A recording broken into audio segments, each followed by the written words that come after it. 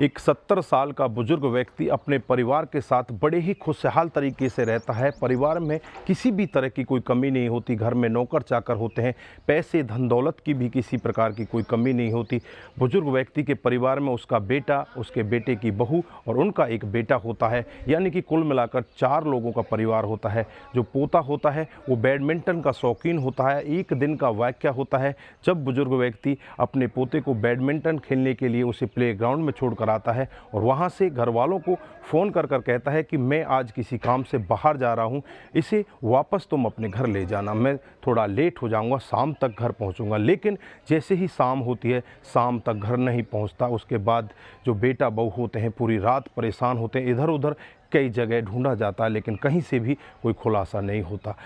जैसे ही अगला दिन आता है, अगले दिन एक गांव के चौराहे के पास एक डेड बॉडी मिलती है। जब उस डेड बॉडी की शिनाख्त होती है तो पता चलता है ये डेड बॉडी किसी और की नहीं, उसी बुजुर्ग व्यक्ति की है जिसकी उम्र 70 साल है। दोस्तों, जब उसके पीछे जो कहानी बताई जाती है, उसके पीछे जो मामला होता है वो लोगों के सामने आता है तो लोग बाग भी उस मामले को सुनकर एक बार के लिए दंग हो जाते हैं। दोस्तों, आप भी अगर पूरा मामला सुनेंगे तो एक बार आप भी सोचने के लिए मजबूर हो जाएंगे कि ये बुजुर्ग व्यक्ति आखिर करता क्या था। आइए दोस्तों, जानते हैं पूरा मामला क्या था। नमस्कार, जय हिंद। आप देख रहे हैं APH न्यूज़ राहुल रावत के साथ। तो दोस्तों, आज की जो हकीकत की घटना आपको बताने जा रहा हूँ, कर्नाटका में एक जगह पड़ती है बेंगलुरु, और ये बेंगलुरु शहर के JP नगर के उत्तमहल्ली क्षेत्र की हकीकत की घटना है। ये 16 नवंबर 2022 की घटना है। यहाँ पर सुब्रमण्यम नाम का एक व्यक्ति, उम्र जिसकी 70 साल होती है, अपने बेटे और बहू और पोते के साथ बड़े ही अच्छे से रहा करता है।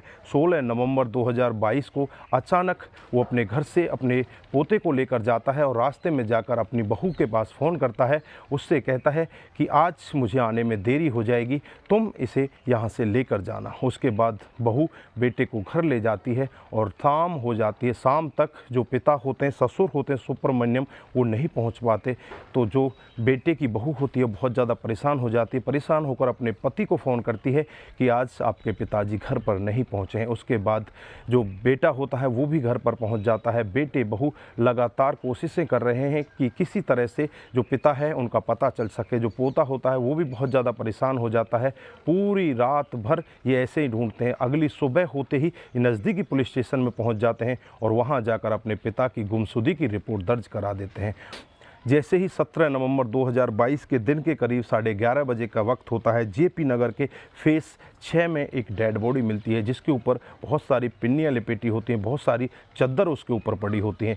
जब उस डेड बॉडी को देखा जाता है तो आसपास के लोग तुरंत ही पहचान लेते हैं कि ये तो कोई और नहीं, सुब्रमण्यम है। अब उनके बेटा बहू को भी बुलाया जाता है जिनकी FIR पहले ही दर्ज हो चुकी थी। अब बेटा बहू मौके पर पहुँच जाते हैं और जब डेड बॉडी को देखते हैं तो दहाड़े मारकर रोने लगते हैं। उसके बाद उस डेड बॉडी को पोस्टमार्टम के लिए भेज दिया जाता है। फिर आसपास के लोगों से भी जांच पड़ताल की जाती है, बेटा बहू से भी जांच पड़ताल की जाती है, क्या इसकी किसी के साथ कोई दुश्मनी थी, किसी के साथ कोई झगड़ा था।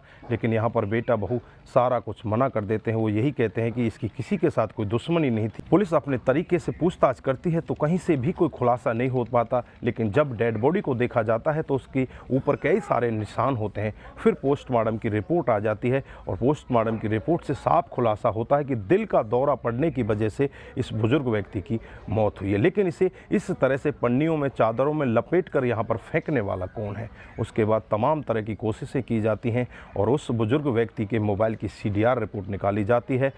उसमें एक ऐसा नंबर आता है जिस पर लास्ट बार इसने कॉल की थी। अब उस नंबर की जांच पड़ताल की जाती है तो वो नंबर किसी और का नहीं, इनके घर में रहने वाली एक नौकरानी का होता है जो इनके घर में कामकाज किया करती है, जिसकी उम्र 35 साल होती है। अब उसके घर पर जाया जाता है तो एकदम से पुलिस को देखकर वो हड़बड़ाने लगती है।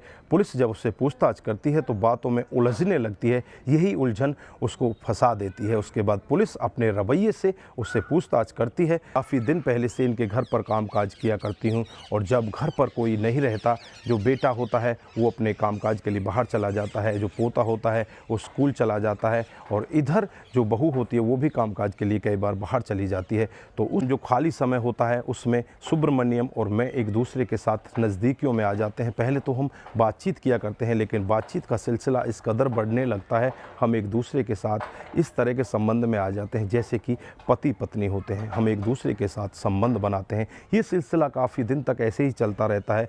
किसी को कानों कान खबर नहीं होती, ना तो मेरे घर वालों को खबर होती, ना ही इस सुब्रमण्यम के घर वालों को खबर होती। उसके बाद 16 नवंबर 2022 का दिन आ जाता है। मेरे पास में ये फ़ोन करता है, फ़ोन करके कहता है कि मैं तुमसे मिलना चाहता हूँ, मैं तुम्हारे घर पर आ रहा हूँ। उस दिन मेरे घर पर कोई भी नहीं होता, मैं इसे बुला लेती हूँ और ये मेरे घर पर आ जाता है। घर पर हम काफ़ी देर बातचीत करते हैं। बातचीत करने के बाद ये मेरे साथ में संबंध बनाता है, और उसके बाद में अचानक क्या होता है मुझे नहीं पता, अचानक ये तड़फड़ाने लगते हैं और वहीं पर इनकी मौत हो जाती है। मैं बहुत ही ज़्यादा घबराने लगती हूँ। मुझे लगने लगता है कि कहीं ऐसा ना हो पुलिस केस बन जाए और तेरे ऊपर बहुत बड़ा आरोप आ जाए। फिर मैं अपने पति और अपने पिता को इस सब के बारे में बताती हूँ। वो तुरंत ही घर पर आते हैं और घर पर रात के वक्त ही इसकी जो डेड बॉडी होती है उसको कपड़ों में लपेटा जाता है, जो वहाँ पर पन्नियाँ होती हैं उन पन्नियों में लपेटा जाता है, और रात को ही जेपी नगर के एक किनारे पर जाकर इसे फेंक कर वहाँ से हम फरार हो जाते हैं। दोस्तों,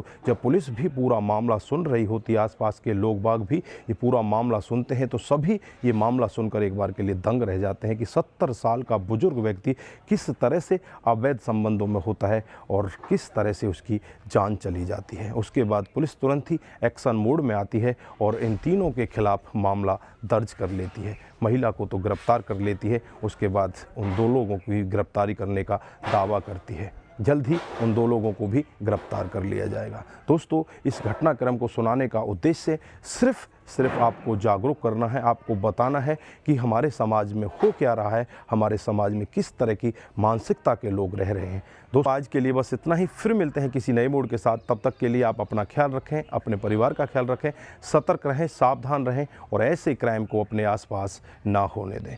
नमस्कार, जय हिंद, जय भारत।